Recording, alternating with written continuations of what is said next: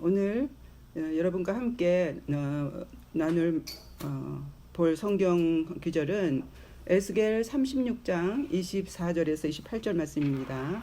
함께 합독하시겠어요? 시작. 내가 너희를 열국 중에서 취하여 내고 열국 중에서 모아 데리고 고토에 들어가서 맑은 물로 너희에게 뿌려서 너희로 정결케 하되 곧 너희 모든 더러운 것에서와 모든 우상을 섬김에서 너희를 정결케 할 것이며 또 새 영을 너희 속에 두고 새 마음을 너희에게 주되 너희 육신에서 굳은 마음을 제하여 부드러운 마음을 줄 것이며 내 내신을 내 속에 두어 너희로 내 율례를 행하게 하리니 너희가 내 규례를 지켜 행할지라. 아멘. 오늘은 새 마음을 가지라는 제목으로 여러분과 함께 은혜를 나누기를 원합니다. 인기 있는 드라마를 보면 주로 재벌들 얘기가 많이 나와요. 사람들은 재벌 얘기를 좋아합니다. 누구나 다 재벌에 대한 환상을 갖고 있기 때문이에요. 그런데 드라마에 나오는 재벌들의 모습을 보면 이런 환상이 다 깨집니다. 겉으로 보이는 호화롭고 완벽한 삶 뒤에 감추어진 그들의 추하고 어두운 모습들을 드라마에서 보여주기 때문이에요. 사람들은 특권층에 대한 기대감이 있어요. 그들이 가진 부나 권세를 보고 갖는 기대감이 있어요. 그러나 그들의 인격이나 삶이 오히려 사람들을 실망시키면 사람들은 그들을 동경했던 만큼 또 그들에게 반감을 갖게 되는 것입니다. 세상이 기독교인들에 대해 갖고 있는 심리도 마찬가지라고 생각해요. 기독교인을 향한 기대감이 있어요.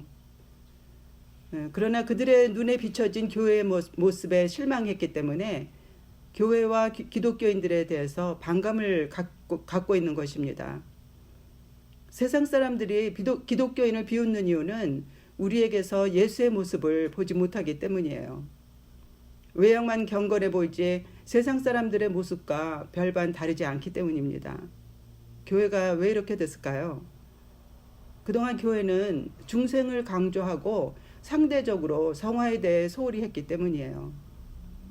요즘 세상을 보면 정말 교회 외에는 소망이 없음을 절감하게 됩니다. 교회는 반드시 세상의 빛을 비추어 줄 수 있도록 회복되고 변화되어야만 합니다. 그래서 오늘은 새 마음으로 변화되는 것이 얼마나 중요한지에 대해서 여러분들과 함께 말씀을 나누려고 합니다. 새 마음으로 변화되지 않은 신자는 오히려 세상과 사람들에게 시험거리요 걸림돌만 될 뿐이에요. 맛을 잃은 소금은 길가에 버려져서 사람들의 발에 밟힐 뿐입니다. 우리는 새 사람이라는 신분을 하나님의 은혜로 선물로 받았어요. 근데 새 마음으로 변화되는 것은 어떤가요? 쉽지 않죠. 새 마음으로 변화되려면 반드시 자아의 죽음을 거쳐야 돼요. 그래야만 자기를 부인할 수 있기 때문입니다. 사도 바울은 에베소서에서 옛사람을 벗어버리고 심령이 새롭게 되어 새 사람을 입으라고 말하고 있어요. 마음의 변화를 옷을 벗고 입는 것으로 표현했습니다. 굉장히 쉽게 들리죠. 그런데 우리는 자기 부인을 말할 때 십자가에 못 박혀야 된다, 십자가에 못 박아라, 이런 표현들을 많이 쓰죠. 실제적으로는 이것이 굉장히 힘들기 때문이에요. 근데 어떤 게 맞을까요? 바울의 말일까요? 실제로 경험해 본 우리의 말일까요? 여러분의 생각 어떻습니까? 네. 바울은 원리를 얘기했고 우리는 경험을 얘기한 거예요. 둘 다 맞습니다. 어려운 거는 사실이지만 내 생각대로 하기 때문에 더 어렵고 더 오래 걸리는 것입니다. 우리 생각을 바꾸고 하나님 말씀대로 한다면 이 자기 자아의 죽음과 자기 부인의 과정이 훨씬 더 수월해지고 또 단축될 수 있어요. 제 개인적인 경험을 생각해 봐도 제가 만일 말씀을 제대로 알았다면, 복음에 대해서 좀 더 확실히 알았다면 저의 이 자아가 죽고 자기를 부인하는 과정이 그렇게 힘들지 않고 또 그렇게 오래 걸리지 않았을 텐데 거기에 대한 후회와 아쉬움이 좀 있어요. 그래서 오늘은 이 부분에 대해서 함께 여러분과 은혜를 나누기를 원합니다. 성경은 우리 마음의 상태를 이렇게 비유합니다. 사복음서에 보면은 씨 뿌리는 비유가 나오죠. 우리 마음을 네 가지 종류의 땅으로 비유하고 있어요. 네 가지 땅이 뭐죠?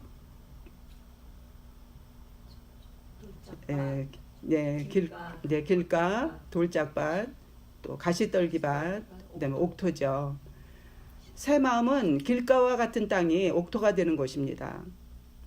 그래서 오늘 읽은 그 에스겔 36장 26절에 보시면은 너희 육신에서 굳은 마음을 제하고 부드러운 마음을 줄 것이며, 이렇게 말하고 있어요. 제가 치유 사역할 때 자주 사용하는 성경 구절이 있어요. 바로 마태복음 11장 28절에서 30절입니다. 같이 읽어보겠습니다. 수고하고 무거운 짐진 자들아 다 내게로 오라. 내가 너희를 쉬게 하리라. 나는 마음이 온유하고 겸손하니 나의 멍에를 메고 내게 배우라. 그러면 너희 마음이 쉼을 얻으리니 이는 내 멍에는 쉽고 내 짐은 가벼움이라 하시니라. 예수님은 우리가 무거운 짐 때문에 마음이 쉬지 못한다고 말씀하세요. 그래서 마음의 평안을 얻으려면 먼저 내 멍에를 메고 내게 배워야 한다, 이렇게 말씀하십니다. 마음이 쉼을 얻을 수 있는 첫째 조건이 먼저 주님의 멍에를 메는 거예요. 주님의 짐을 지고 있는, 무거운 짐을 지고 있는 사람은 누굴 말할까요? 우리죠. 율법 아래, 원래는 율법 아래 있는 사람들을 의미합니다. 아무리 애를 써도 사단의 권세를 벗어날 수 없는 옛사람의 모습이에요. 이 뱀의 독을 먹은 그 옛사람의 병명이 율법의 저주예요. 그리고 그 병의 증상은 근심하고 염려하는 것입니다. 그래서 옛사람은 모두 염려하고 근심합니다. 이게 옛사람의 특징이에요. 이것이 예수 믿고 거듭나기 전 우리 모두의 모습인 것입니다. 전도서에 보면 인간의 마음은 밤에도 쉬지 못한다고 말해요. 다른 사람이 보면 참 부러운 삶을 산다고 해도 정작 그 본인은 근심과 염려 때문에 밤잠을 자지 못할 수 있습니다. 또 평생을 어두운 데서 먹으며 번뇌와 병과 분노가 저에게 있다, 이렇게 말하고 있어요. 그래서 우리가 예수 믿고 새 사람이 됐다면 더 이상 예전처럼 살아서는 안 되겠죠. 복음이 우리를 율법의 저주에서 해방시켰기 때문입니다. 우리는 반드시 무거운 짐을 벗어버리고 안식하기 위해서 새 마음을 가져야 합니다. 그래서 안식을 모르는 세상 사람들에게 우리가 가진 안식을 보여줄 수 있어야 해요. 사람들이 우리에게 안식의 비결을 물어올 때 우리는 안식의 주인이 되시는 예수 그리스도를 증거할 수 있어야 합니다. 그래서 우리가 새 마음을 갖는 것이 그래서 중요한 거예요. 그런데 우리가 새 마음으로 변화되려면 먼저 내 멍에를 메야 한다. 주님은 우리에게 이렇게 말씀하세요. 여러분, 멍에가 어떻게 생겼는지 보신 적이 있으신가요? 그 그림 좀 올려봐 주세요. 바로 저렇게 생겼습니다. 우리나라 농촌에서는 소가 혼자 쟁기를 메고 밭을 갈죠. 근데 이제 이스라엘과 근동 지역에서는 이렇게 두 마리 소가 함께 멍에를 메고 밭을 갑니다. 그래서 멍에가 주는 의미가 무엇일까요? 그렇죠. 멍에를 같이 메면 더 이상 혼자 행동할 수가 없어요. 그래서 멍에는 함께 묶여 있다는 것을 의미합니다. 다시 말하면 주인과 종의 개념이 있어요. 멍에는 긍정적인 의미와 부정적인 의미의 두 가지 의미를 갖고 있습니다. 긍정적인 의미로는 동행과 동역하는 것이고 또 순종을 의미합니다. 부정적인 의미로는 사단의 지배에 묶여 있는 것을 말하기도 합니다. 그래서 인간은 모두 영적으로 멍에에 매여 있어요. 다 우리 마음대로 살아가는 것 같죠? 그렇지 않아요. 근데 문제는 누구와 멍에로 묶여 있느냐, 이것이죠. 사단인가 아니면 하나님인가, 그것만이 다를 뿐입니다. 전에 목사님들이 제가 상담을 하면 목사님께서 제게 말씀하시기를 주님께 맡겨야 된다, 내려놓아라, 이런 말씀을 하실 때 정말 듣기 싫었어요. 도대체 어떻게 내려놓고 어떻게 맡기라는 거야. 그게 되면은 내가 이렇게 고민을 할까. 속으로 그런 반감을 가진 적이 있었어요. 그런데 이제는 제가 저에게 상담하러 오시는 분들한테 똑같은 얘기를 합니다. 무거운 짐을 주님께 맡기셔야 돼요. 내려놓으세요. 그런 말을 합니다. 그래서 제 말을 듣는 분들의 마음이 어떨지 저는 너무나 잘 알아요. 내려놓고 싶어도 왜 안 되는지 잘 압니다. 그 이유는 아직 주님의 멍에를 매지 않았기 때문에 안 되는 것이에요. 주님의 아직 주인이 되지 못했기 때문입니다. 주님의 멍에를 매라는 말은 알아도 실제로는 그 의미를 모르는 거예요. 주님의 멍에를 맨다는 것은 주님이 내 주인이 되시는 것입니다. 그리고 나는 주님의 종이 되는 거예요. 일단 주님이 나의 주인이 되시면 그 다음엔 나는 주님이 하시는 대로 순종하며 따라가기만 하면 됩니다. 이렇게 할 때 자연히 옛자에 대해 죽고 자기를 부인할 수 있게 됩니다. 본문을 아까 읽은 본문을 다시 볼까요? 그 26절에 보시면 새 영을 너희 속에 두고 새 마음을 너희에게 주되 너희 육신에서 굳은 마음을 제하고 부드러운 마음을 줄 것이며 또 내 신을 너희 속에 두어 너희로 내 율례를 행하게 하리니 너희가 내 규례를 지켜 행할지라. 하나님께서 우리에게 새 영과 새 마음을 주신다고 말씀하고 있죠. 또 성령을 내 신을 너희 속에 두어 성령을 우리 속에 두시겠다고 말하고 있죠. 그렇게 될 때 우리는 하나님의 율례를 행하게 되고 규례를 지켜 행할 수 있게 되는 것입니다. 그래서 우리 안에 오신 성령님이 우리에게 새 마음을 주시는 거예요. 하나님이 그렇게 하시겠다고 말씀하시고 계신 것입니다. 이것이 복음이고 이것이 은혜인 것이에요. 하나님이 하시는 겁니다. 그러면 우리는 아무것도 안 하고 두 손 놓고 있으면 되나요? 그게 아니죠. 37절 한번 보실까요?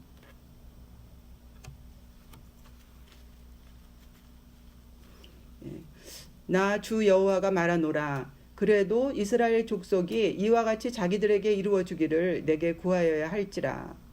우리가 할 일은 이 37절에서 말씀하고 있는 것처럼 기도로 구하는 것입니다. 주님을 신뢰하게 해달라고, 또 우리가 순종할 수 있게 해달라고 기도로 구해야 하는 것이에요.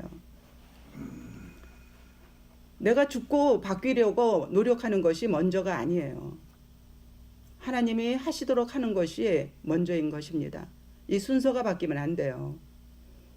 내 주인이 바뀌지 않은 채 내 힘으로 먼저 하려고 하니까 시간이 지연되고 또 힘든 것입니다. 우리는 스스로 하려는 노력을 버리고 먼저 복음을 믿어야 합니다. 복음이 무엇이라고 말하고 있는지 먼저 알아야 해요. 먼저 내 멍에를 바꿔야 합니다.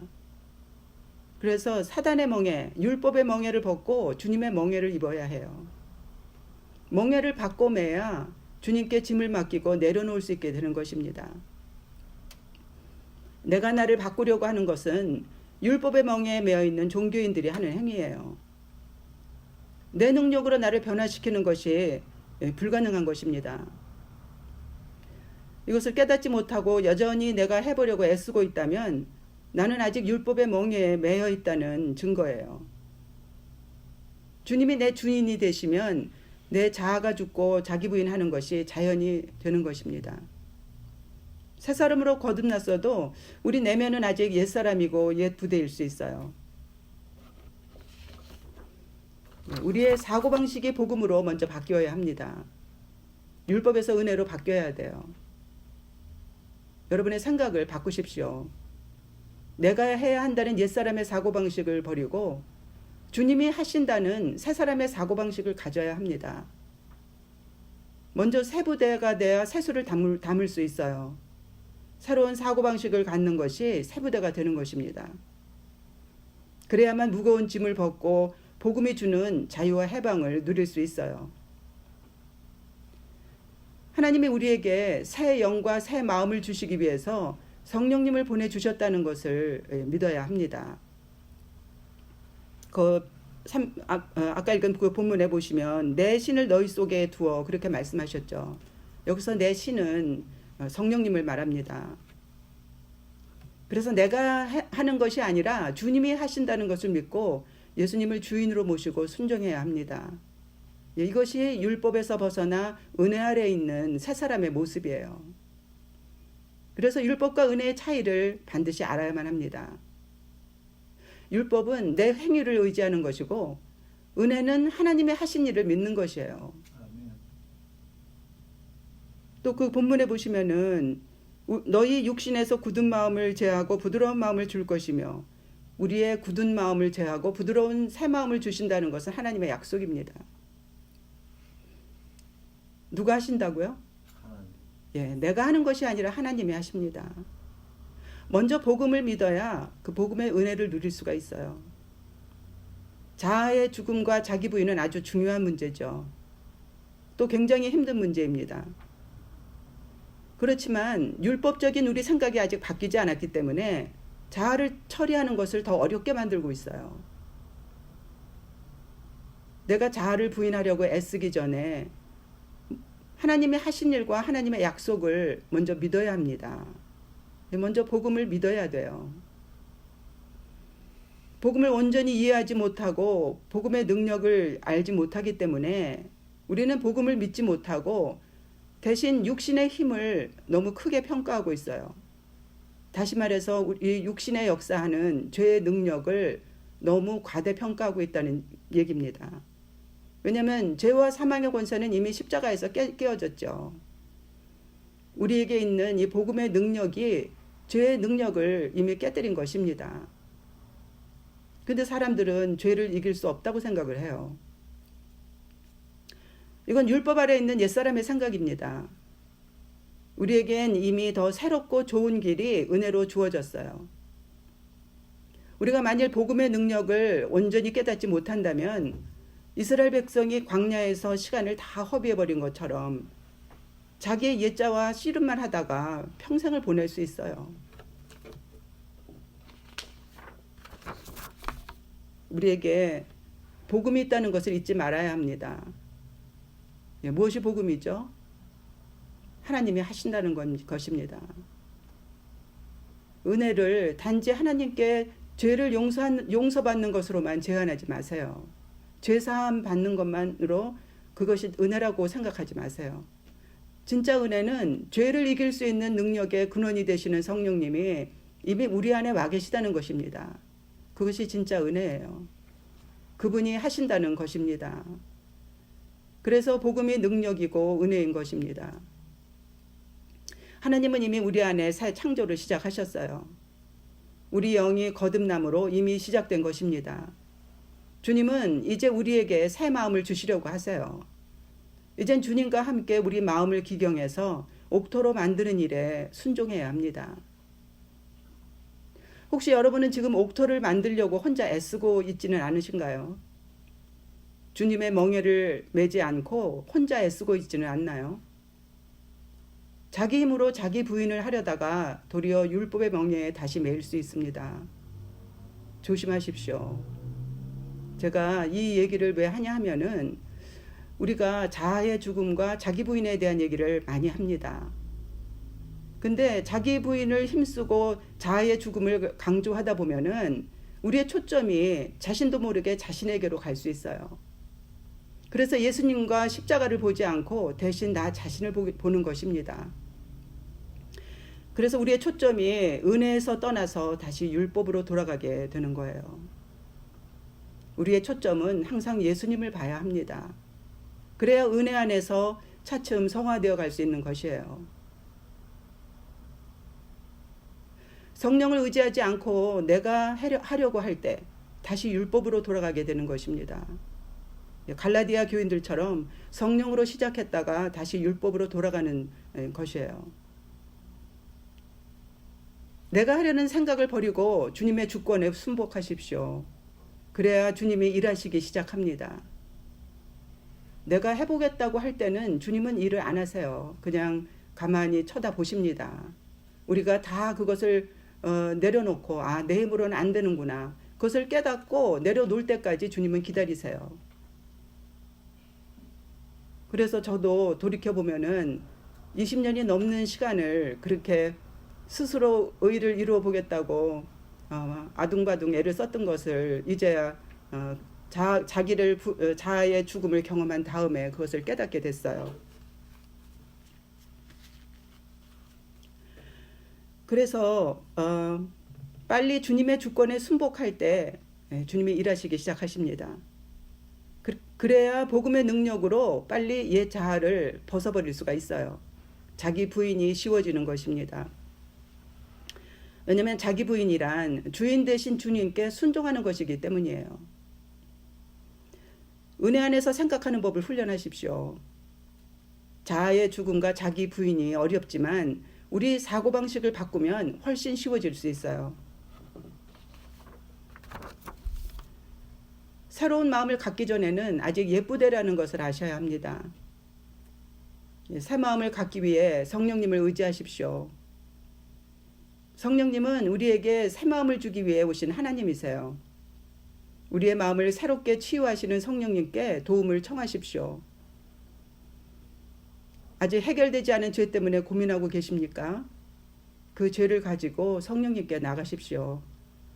진심으로 회개하고 성령의 능력으로 반드시 죄를 이길 수 있다는 것을 믿으셔야 합니다.